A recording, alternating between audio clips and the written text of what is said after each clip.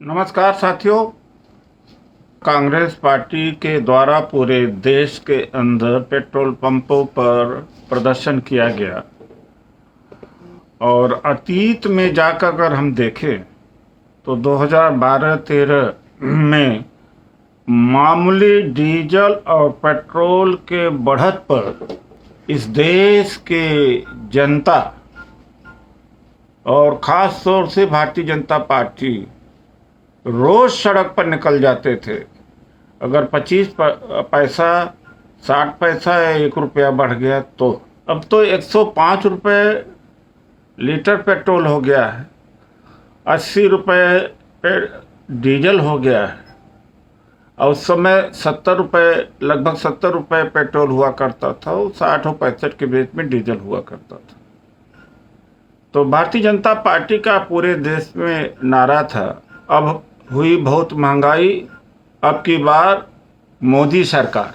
लेकिन उसके बाद कितना मानसिकता इस देश में बदली है, मैं यह कहना चाहता हूँ।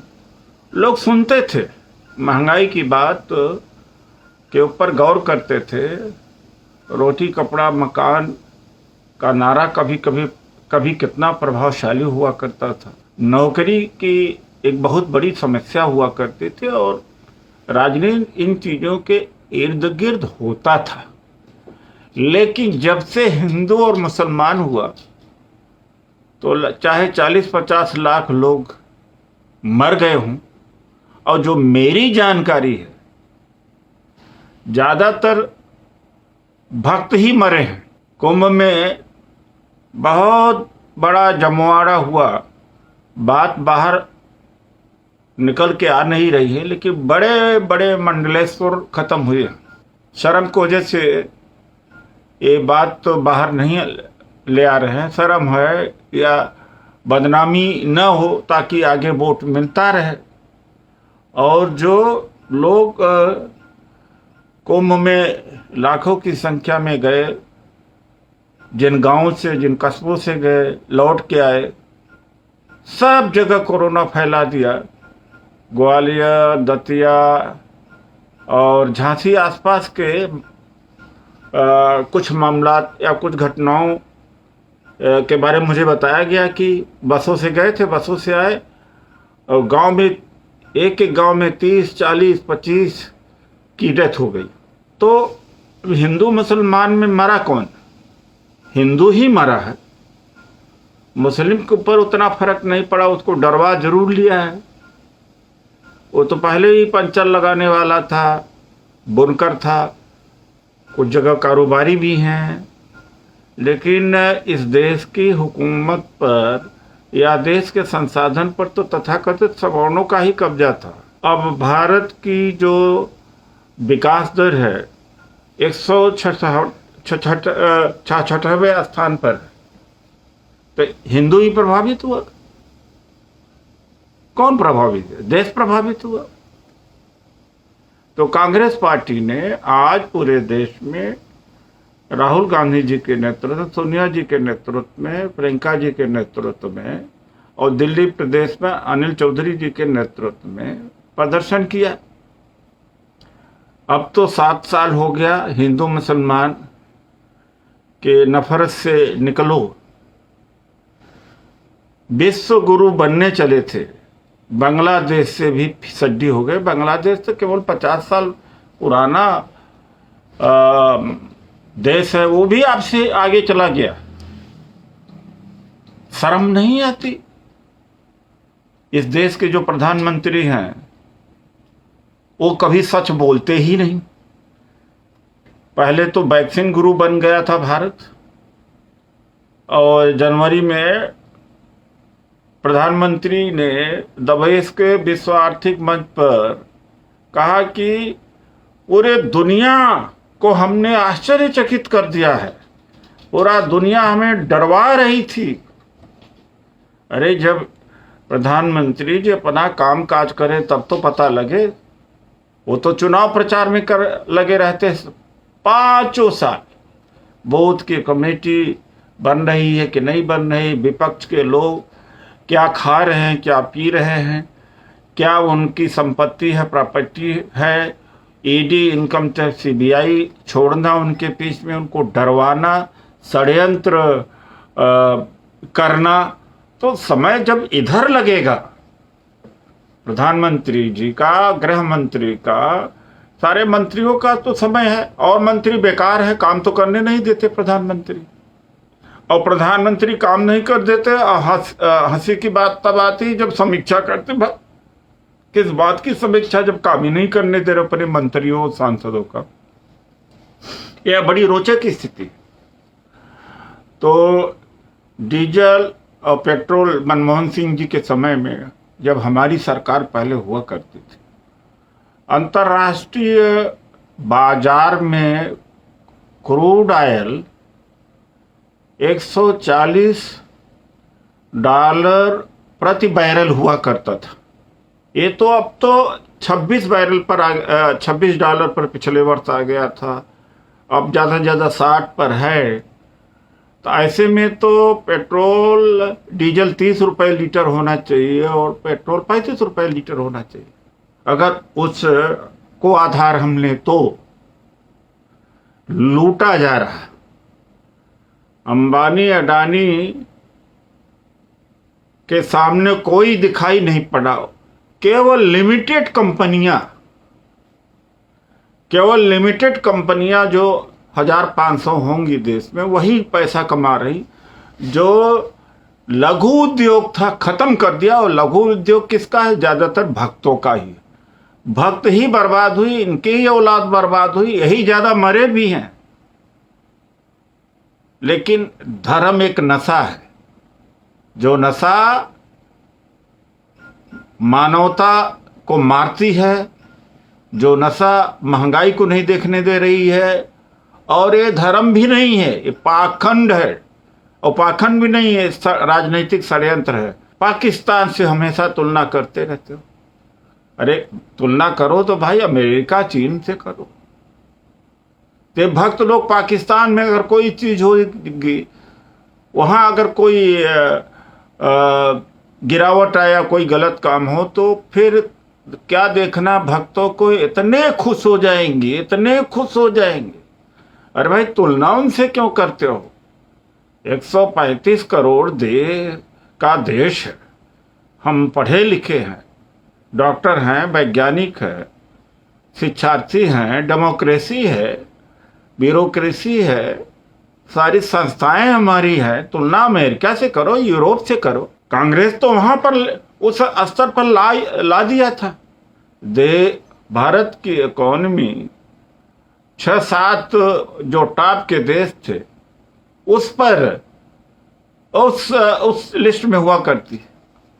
या तो ये तय कर लो कि पत्ते लपेट करके जिंदगी गुजारना है, लंगोट पहन करके, और एक पेट खाना, एक वक्त खाना खा करके, बच्चे धूल मिट्टी में पढ़ाई करें और दवाई का कोई इंतजाम न हो, और लोग बीमारी से मर जाएं, अभाव की जिंदगी जिएं, और 1-2 जोड़ी कपड़े पर ही जिंदगी गुजारें।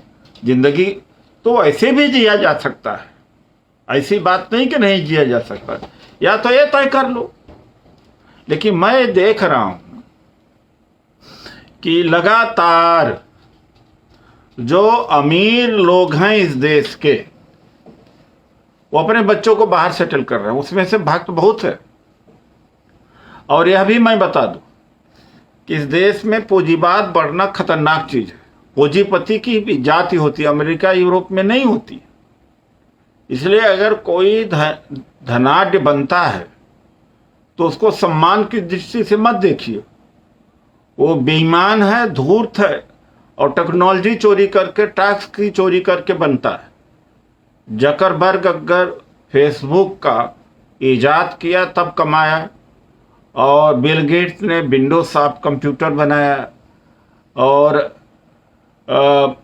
उसी तरीके से स्टीव जॉब ने एप्पल का खोज किया। तो ये सब लोग पहले रिसर्च करते हैं, अपना पैसा लगाते हैं, कोई चीज़ नई देते हैं, तब कमाते हैं और अपने जीवन में ही वो सारा धन जनता को वापस कर जाते हैं। यहाँ तो पूंजीपति धन को वापस नहीं करेगा, सिंगापुर में, मॉरिशस में, और अपने बच्चों को वहाँ कनाडा में, रिश्तेदारों को यूके में कहीं सेटल करेगा।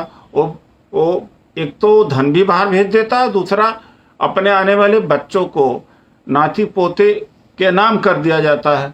अमेरिका में क्या है, अगर मान लीजिए कोई 1000 करोड़ का है धन छोड़ करके मरता है तो 500 करोड़ तो सरकार ले लेगी, और 550 करोड़ 55%, और 450 करोड़ बचा, उसमें से 50% टैक्स,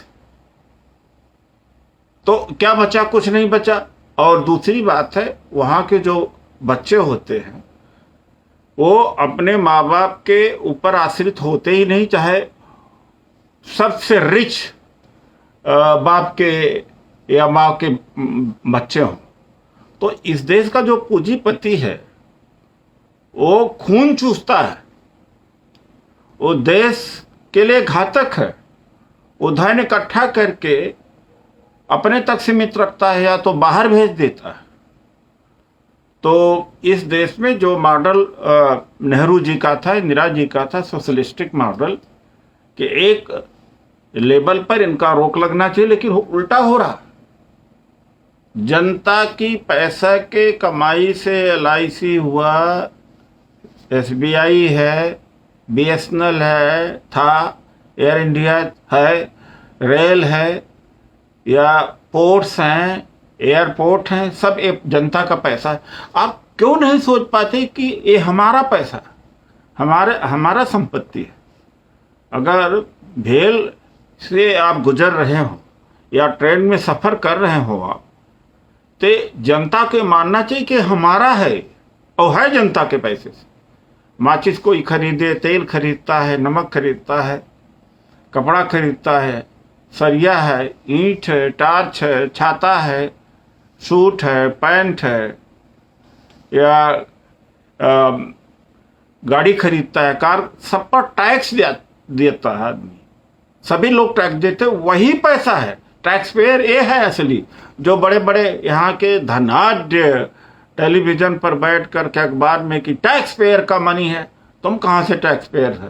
टैक्स पेयर तो मजदूर है, पैसा तो वहीं से शुरू होता है, कंजम्पशन तो वही करता है, उपभोक्ता तो वही है। ज़्यादा संख्या ज़्यादा किसानों की है, मजदूरों की है ज़्यादा संख्या, दलितों की, पिछड़ों का। तुम कितना पहन लोगे, कितनी कारें खरीद लोगे, या कितना नमक खा लोगे, कितना दाल खा लोगे, कितना साबुन का खपत कर ले लोगे, कितना स्टील सीमेंट तुम खपत कर पाओगे? मास कंजम्पशन तो मास जनता ही करेगी, तो उनका पैसा है। और फिर वो डायरेक्ट जो ज़्यादा इनकम हो जाता है तो फिर इनकम टैक्स देता है। तो शुरू आम आदमी का पैसा है, लेकिन आम आदमी को इतना एहसास नहीं होता। इसलिए जो मोदी जी बेच रहे हैं देश को, आम जनता को उठ खड़ा होना चाहिए। ये जो पेट्रोलियम डीजल सेक्टर को जिस तरह से अंबानी के हाथों सौंपा गया है, और जिस तरह से भाव इसके बढ़े हैं, ये जो कुएं ONGC ने कुएं खोदे थे, ये तलाश किया था गैस का, वो सारा पैसा लगा जनता का, और चोरी कर ले गया अंबानी। तो ये सब चीज़ें जनता को समझना चाहिए, ये सब जनता का है, लेकिन वो महसूस नहीं करती। तो डीजल पेट्रोल का जो दाम इतना है, ये टैक्स, मतलब है कि दुनिया में सबसे ज़्यादा टैक्स डीजल पेट्रोल पर भारत में है। दुनिया में सबसे ज़्यादा डीजल पेट्रोल पर सरकार यहाँ की टैक्स लगाई है, अर्थात इस देश की सरकार सबसे ज़्यादा लूटती है। लेकिन हिंदू और मुसलमान राम मंदिर पाखंड के सामने पूरी पीढ़ी बर्बाद हो रही है। पूरा नौजवान, एक पीढ़ी बर्बाद होने को चल गई। 7 साल में एक पीढ़ी निकल जाती है नौजवानों की। 2 करोड़ रोजगार के जगह पर 2 करोड़ रोजगार छीन लिया, जिनको नौकरी मिली थी वो भी ले लिया गया। तो जनता को खुद खड़ा होना चाहिए। कांग्रेस पार्टी क्यों खड़ा हो, विपक्ष ही क्यों खड़ी हो, या सीपीएम सीपीआई और सपा ही क्यों खड़ी हो? जनता के ऊपर मार नहीं पड़ रही है क्या? नेता औसतन उसकी लिविंग बेहतर है आम जनता से। आम जनता क्यों हाथ पर हाथ धरे बैठी हुई है? क्यों नहीं दिमाग लगाती? क्यों नहीं सोचती? क्यों नहीं पहुंच जाती सड़क पर? जिस तरह से किसान पहुंचे हुए हैं, किसान आंदोलन का समर्थन दो, डीजल पेट्रोल के खिलाफ खड़े हो, ये क्यों कोई टेलीविजन पर झांके और नेता को झांके? आपके बाल बच्चे नहीं है, अपने बच्चों से आपको मोहब्बत नहीं है, अपने देश से प्रेम नहीं है, आप अपना फर्ज नहीं निभा सकते। लोग कहते हैं विकल्प कहाँ है? अरे किसी आदमी ने झूठ बोल दिया कि मेरा 56 इंच का सीना है, तो यहां पहलवान पालना है? कोई प्रधानमंत्री पहलवान होता है क्या? यहां दंड बैठक करना है, कुश्ती लड़ाना है? प्रधानमंत्री दिमाग का तेज हो, काम के प्रति ईमानदार हो, झूठ न बोले। और मैं तो कहता हूं कि विकल्प पड़ा हुआ है, और विकल्प और जो सरकार बने वो कमजोर की सरकार बने। जनता दल, जनता पार्टी या जब भी खिचड़ी सरकार बनी, जनता के लिए राहत रही, क्योंकि उसके अंदर चेक एंड बैलेंस बना रहता है। और जहां एब्सोल्यूट 273-72 सीटें अगर बीजेपी को न होती और कहीं 200 होती, 180 होती, तो अब लोगों की जिंदगी आसान होती। ऑक्सीजन की व्यवस्था कर देते, रेमडेसिविर की व्यवस्था होती, लाखों लोग मरते ना। क्योंकि अब कह रहे हैं कि अब हमें कोई हटा तो सकता नहीं, कमजोर सरकार थी। और दूसरी बात है, मैं यह नहीं कि कांग्रेस का प्रवक्ता हूं इसलिए मैं कोई तारीफ कर रहा हूं। मैंने तो नहीं देखा 2 साल में कि राहुल गांधी से ज्यादा कोई समझदार और विजनरी और पढ़ा लिखा नेता हो, जो हार्वर्ड से पढ़ा हो, ऑक्सफोर्ड से पढ़ा हो, उसको पप्पू कह रहे हैं। और जो पप्पू इस देश में देश को बर्बाद कर दिया, उसको समझदार कह रहे हैं। जो 10th फेल है उसको समझदार कह रहे हैं, जिसकी डिग्री फर्जी है वो समझदार है, जो देश को बर्बाद कर दिया वो समझदार है, 50 लाख लोगों को मरवा दिया वो समझदार है, जो दिन भर टेलीविजन पर झूठ बोलता है आदमी समझदार है। जिस खुद बीजेपी के कार्यकर्ताओं का काम कहीं नहीं होता वो समझदार है। ये सब प्रोपोगंडा है। राहुल गांधी जी ने कहा था 12 फरवरी 2000 को कि इस देश में बेरोजगारी की और कोरोना की सुनामी आएगी। आई सुनामी कि नहीं आई? फिर अप्रैल 2000 में कहा कि कोरोना के पीछे भागना पड़ेगा, टेस्टिंग करना पड़ेगा। तो यही सरकार ने कहा अरे गुमराह कर रहे हैं, सबकी टेस्टिंग कहाँ पास बिल है। फिर बाद में वही हुई। फिर आर्थिक पैकेज घोषणा के पहले राहुल गांधी जी ने कहा था कि सबके हाथ में पैसा दो, कैश दो, तो अर्थव्यवस्था चल पाएगी। 12-12 लाख रुपए जर्मनी लोगों को दिया, अमेरिका में सबके हाथ में पैसा आया, तब वहां की इकॉनमी बैठी। लेकिन फिर किसान का जो किसी कानून आए थे वो भी कहा था राहुल गांधी जी ने कि ये डिजास्टरस है किसानी खत्म करने का। इसके बावजूद में भी देश की जनता और लोग इतने नासमझ कैसे हैं कि कोई कह दे कौवा कान ले गया तो कौवा के पीछे भाग रहे हैं और कान नहीं देख रहे हैं। कौन नेता इस तरह से? चीन हमारे देश को कब्जा कर लिया है, प्रधानमंत्री झूठ बोल गए कि नहीं आया। विपक्ष का चाहे ममता हो, चाहे शरद पवार हो, चाहे अखिलेश यादव हो या नवीन पटनायक हो, विपक्ष के नेताओं को देश की सीमा की चिंता नहीं है। इन्होंने नहीं उठाया, केवल राहुल गांधी जी ने उठाया इस बात।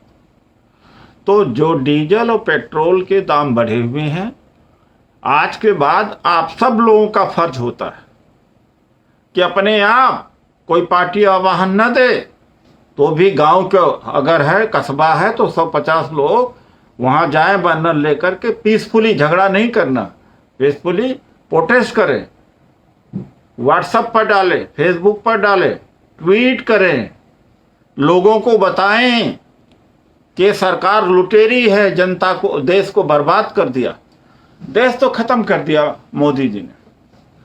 अब पता नहीं है देश दोबारा कभी बन पाएगा कि नहीं बन पाएगा, मुझे आश्चर्य है और मुझे डाउट है। बर्बाद कर दिया, कोई तर्क के ऊपर चर्चा नहीं हो रही है। अरे कोरोना के इलाज कोई मूत्र, कोई गोबर और कोई हवन, और डॉक्टरों को गाली दिया जा रहा, विज्ञान को गाली दिया जा रहा। तो भैया अगर योग से ठीक हो रहा है, आयुर्वेद से ठीक हो रहा है, तो आयुर्वेद वालों ने 10-5 हॉस्पिटल तो बनाना चाहिए कोविड के लिए। क्यों प्राइमस, आर्टिमस और मैक्स, एम्स, सफदरजंग और आरएमएल या फोर्टिज हॉस्पिटल में क्यों जा रहे हैं? वो भी आज मान लो, और आयुर्वेद वाले भी तो कह दें कि हमारे यहाँ आओ। ऐसा तो कहीं नहीं दिया जा रहा है। योगा वाले कह दें हमारे यहाँ आओ, नेचुरोपैथी वाले कह दें हमारे यहाँ आए। डॉक्टरों का भी अपमान हुआ, देश बर्बाद हुआ, विज्ञान के साथ में बलात्कार हुआ। ये हालत है इस देश की। तो देश तो हर तरह से खत्म कर दिया गया है। तो यही मैं आप लोगों से कहूंगा कि डीजल पेट्रोल का मामला केवल कांग्रेस पार्टी का नहीं है। नेताओं से ज्यादा जरूरत है, कांग्रेस से ज्यादा जरूरत है जनता। कांग्रेस को शायद उतना जरूरत नहीं जितना जनता को कांग्रेस की जरूरत है। और खासतौर से दलितों और पिछड़ों का तो इतना जरूरी है कि जिस संविधान का घमंड करते थे, अभी भी घमंड टूटा नहीं है। अरे article 21 right to life and liberty खत्म कर दिया, किसी को उठा के जेल में बंद कर देते हैं, कोई बेल नहीं हो रही है। ये आर्टिकल 16 में जो रिजर्वेशन का प्रावधान था उसकी धज्जियां उड़ा दिया है, खत्म कर दिया है। जो अदालत सुप्रीम कोर्ट का था कि चेक एंड बैलेंस, वो तो सरकार के अधीन हो गई है। कौन से संविधान की बात कर रहे हैं? सेकुलर सब तो गाली हो गया है। फिर भी अम्बेडकरवादी और ये दलित, आदिवासी, पिछड़े लगे हुए हमारा संविधान, हमारा संविधान। आपके संविधान की हालत खराब कर दी, खत्म कर रखा। कौन बचाएगा? बीएसपी बचा लेगी। बीएसपी अगर बीजेपी का विकल्प है तब तो जा बीएसपी का साथ रहो, वरना सबको बीएसपी को छोड़कर, किसी भी जो छोटे छोटे दलित संगठन को छोड़कर अपने आप कांग्रेस को विकल्प बना करके बीजेपी को हटाओ, नहीं और खत्म हो जाओगे। कांग्रेस की गर्ज नहीं है उतना जितना गर्ज खुद दलितों का। आपका नौकरी खत्म हो गई, आरक्षण खत्म हो रहा है, संविधान की धज्जियां उड़ गई हैं। किसका घाटा हुआ? दलितों का घाटा हुआ ना। किसने किया? बीजेपी ने किया, आरएसएस ने किया। कौन दुश्मन है? BJP, RSS. कौन हटा सकता है? कांग्रेस ही तो विकल्प हो सकती है। तब क्यों दूसरे छोटे छोटे संगठनों में लगे हो, पार्टियों में लगे हो? मेरा भी तो पूरे देश के अंदर जन आधार है, तो मैं कांग्रेस में आया बचाने के लिए। अरे 2 अप्रैल 2018 को जो हमने आह्वान दिया था पूरे देश में, उस पर ही झगड़ा हुआ था और बड़ा जबरदस्त तकरार हो गई थी भारतीय जनता पार्टी। उन्होंने कहा सत्ता पक्ष का व्यक्ति हमारे खिलाफ में भारत बंद, और 5 साल लगातार हम रैलियां करते रहे सरकार के खिलाफ। तो हम आए हैं अपने स्वार्थ से थोड़ी आए। अरे मैं आईएएस रहा, एमपी बन चुका हूं, क्या चाहिए मुझे? इसीलिए समाज के लिए ही जीता हूं, देश के लिए ही जीता हूं, और जीऊंगा उसी के लिए, कोई लोभ लालच नहीं। और नेता क्यों नहीं बोलते? सुश्री मायावती 4 ट्वीट अमित शाह मोदी के खिलाफ क्यों नहीं कर पाती? गर्दन पकड़ ली जाएगी। मेरे दामन पर कोई दाग नहीं है। दाग इसलिए नहीं लगाया कि समाज की लड़ाई नहीं लड़ पाऊंगा। समाज की लड़ाई लड़ने के लिए दागी आदमी नहीं लड़ सकता है, और 24 कैरेट वाला ही कर सकता है। उसका अपना राजनीतिक चरित्र और उसकी आर्थिक चरित्र बहुत ही निर्मल होना चाहिए, बहुत ही मजबूत होना चाहिए, और मजबूत है। इसलिए जो जिस तरह से हम लड़ते हैं कोई दूसरा नहीं लड़ पा रहा। और कांग्रेस पार्टी ही संविधान को इम्प्लीमेंट किया था, बचाया था। आज तो प्रधानमंत्री भी गेरुआ बस पहन के घूम रहे हैं, तिलक गेरुआ नदी में कूद रहे हैं, कर्म कांड कर रहे हैं, साधु बने हुए हैं। ये सेकुलर नहीं, सेकुलरिज्म नहीं है। इस संविधान पर हिंदुज्म या कहिए मनुवाद बैठ गया है। उसके बाद में भी लगे हुए हैं, कोई बसपा में, कोई आरपीआई में, कोई कहीं। अरे भैया, इनको हटाना जरूरी है, बीजेपी को, आरएसएस को। खासतौर मैं दलितों से कह रहा हूं, जो अम्बेडकरवादी, उनसे कह रहा हूं। ये दिखाई नहीं पड़ रहा। तो मैं यही कहूंगा कि डीजल पेट्रोल पर जो इतनी बड़ी महंगाई बढ़ी है, किसान, आम आदमी, क्योंकि ट्रक से माल ढोया जाता है, कारों से माल जाता है, प्लेन से, जो एरोप्लेन है, सब जगह तेल डीजल पेट्रोल तो लगता है। और जो किसान जो पंपिंग सेट लगाता है, या जो कीटनाशक दवाएं हैं, अनाज इधर उधर करता है, ट्रक से ही तो होता है। डीजल पेट्रोल का दाम बढ़ने का मतलब कि जीवन के हर चीज का दाम बढ़ना है। कपड़े का भी बढ़ेगा, खाने पीने का भी दाम बढ़ेगा, फल का भी दाम बढ़ेगा, हर चीज का बढ़ेगा। तो आप लोग आम जनता से संबंधित है, तो आम जनता को आना चाहिए, और कांग्रेस पार्टी को फिर से एक बार लाना पड़ेगा। ले आकर के तब जा कर के इस देश को बचाया जा सकता, वरना नहीं। इन्हीं शब्दों के साथ जय हिंद, जय भीम, जय भारत।